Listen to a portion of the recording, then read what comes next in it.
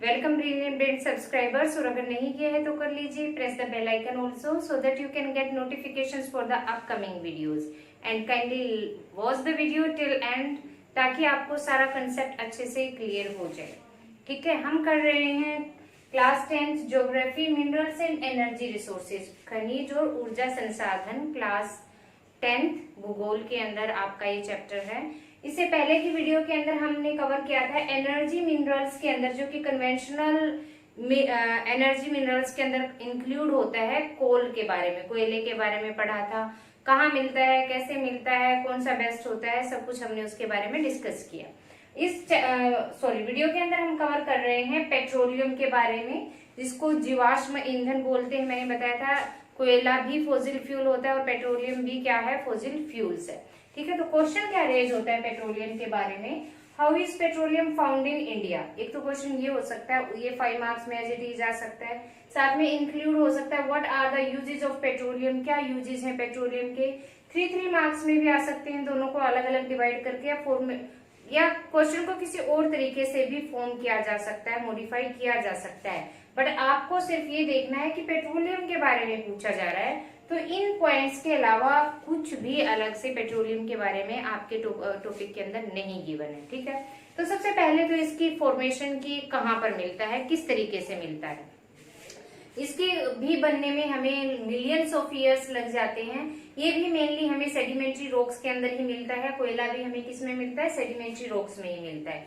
और क्योंकि fossil fuels है, तो एनिमल्स और प्लांट्स के डेड रिमेन्स के केमिकल और फिजिकल जो रिएक्शन से फॉर्मेशन होती है, उसी तरीके से ये बनता है। अब कैसे मिलता है, most of the petroleum occurrences in India are associated with anticlines and fault traps in the rock formations of the tertiary age. Tertiary age कौन सी है, पिछले वाले वीडियो में मैंने बताया था आपको, गोंडवाना लैंड का फॉर्मेशन हुआ था 200 मिलियन ईयर्स एगो, और 55 मिलियन ईयर्स एगो जो न्यू लैंड फॉर्मेशन हुई थी, वो क्या कहलाती है, हमारी टर्शरी एज में तृतीय अवस्था जो अर्थ की फॉर्मेशन की होती है, जिसके अंदर हमारे हिमालयाज वगैरह जो टेक्टोनिक प्लेट वाला जो कंसेप्ट होता है 9th क्लास में हमने किया था, उसमें जो फॉर्मेशन होती है। ठीक है, अब यहाँ पे क्या कहता है कि ये जब तृतीय अवस्था में, तृतीय स्टेज के अंदर जब रॉक्स का फॉर्मेशन हुआ, तो उनकी एंटीक्लाइन्स क्या होती हैं, तंद्राएं या रोम छिद्र आप कह सकते हैं, इस तरीके से लेयर्स कह सकते हैं। Fault traps in the rock formation, उनके बीच में ये हमें मिलता है 55 मिलियंस ईयर्स एगो जो फॉर्मेशन हुई है रॉक्स की, उनके बीच में हमें मिलता है, सेडिमेंट्री रॉक्स के बीच में हमें ये मिलता है। नेक्स्ट ये क्या कहता है, in regions of folding anticlines और domes it occurs where oil is trapped in the crest of the unfold, कि जहां पर फॉर्मेशन हुई है चट्टानों की, बीच में रोए छिद्र वगैरह रह जाते हैं, या अनफोल्ड्स मीन्स की जहां पे उनके फोल्ड्स को खुलने का रास्ता मिलता है, गुंबद वगैरह जहां पे बन जाते हैं, बीच में जगह बच जाती हैं, ऐसी जगहों पर हमें पेट्रोल लिक्विड फॉर्म के अंदर पेट्रोलियम हमें मिलता है। The oil bearing layer is a porous limestone और sandstone through which oil may flow. अब वो जो हमारी रॉक्स होती हैं यहाँ पे, वो कौन सी होती हैं, या तो वो लाइमस्टोन होती हैं, ये वर्ड यहाँ पे यूज हुआ है, या सैंडस्टोन होती है। लाइमस्टोन और सैंडस्टोन कैसे होते हैं, कैसी रॉक्स होती हैं, सॉफ्ट रॉक्स होती हैं, सेडिमेंट से बनती हैं, रोए छिद्र इनके अंदर होते हैं, जो एंटीक्लाइन्स, डोम्स, अनफोल्ड, क्रेस्ट, ये सब चीजें इनके अंदर बन जाती हैं। तो उनके बीच में ये तिरता रहता है, निचलता रहता है, नीचे निकलता रहता है, या ऊपर फ्लो करता रहता है। और जहां पे पेट्रोलियम हमें लाइमस्टोन्स और सैंडस्टोन्स के बीच में रॉक्स में मिलता है, उसके ऊपर ही हमें नेचुरल गैस भी तैरती हुई मिलती है, क्योंकि ये पेट्रोलियम से क्या होती है, हल्की होती है। तो जो पेट्रोलियम का एक्सट्रैक्शन किया जाता है, नेचुरल गैस भी उसके साथ ही हम एक्सट्रैक्ट कर लेते हैं। ठीक है, अब petroleum is also found in fault traps between porous and non porous rocks. ये क्या कहता है कि पोरस लाइमस्टोन और सैंडस्टोन रॉक्स के बीच में होता है, लेकिन it may be occur non porous rocks, जहां से जिनके बीच में से रिसाव ना हो सके, वो निकल कर या आप कहें स्ट्राइव होकर नीचे ना जाए, ऐसी रॉक्स के बीच में भी हमें क्या मिलता है, पेट्रोलियम मिलता है। You can say solid rocks पे भी हमें मिलता है। It is major source of power for vehicles किस लिए यूज होता है? एनर्जी ये हमें देता है, लाइटनिंग के लिए भी देता है, हीट भी देता है। तो व्हीकल्स की अगर बात करें तो मेनली पेट्रोल और डीजल पेट्रोलियम से ही निकलते हैं। तो व्हीकल्स को एनर्जी गेन करने के लिए ये मेनली यूज किया जाता है। प्रोवाइड्स लुब्रिकेंट्स और रॉ मटेरियल।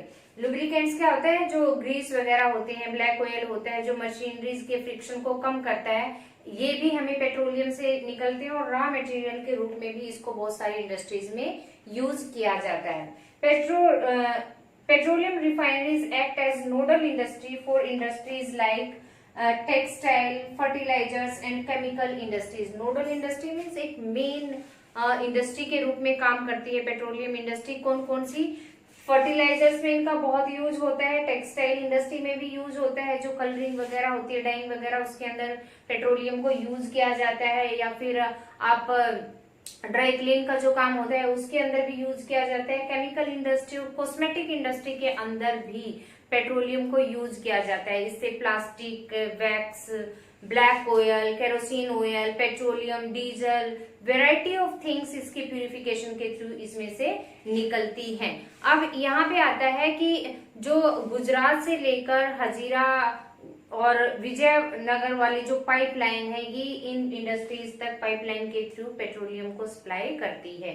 पाइपलाइन एक नया हमारा वी कैन से ट्रांसपोर्ट का जरिया है, मॉडर्न है, बट अभी तक बहुत ही ब्रॉड लेवल पे इसको नहीं अपनाया गया क्योंकि इसके ऊपर लागत बहुत ज्यादा होती है। ठीक है, बट ये टाइम सेविंग और फ्यूल एफिशिएंट मीन्स जो बीच में आप कह सकते हैं कि सामान का इधर उधर हो जाना या कम हो जाना, ऐसी चीजों में ये बचाव करता है। अब कहाँ कहाँ में मिलता है?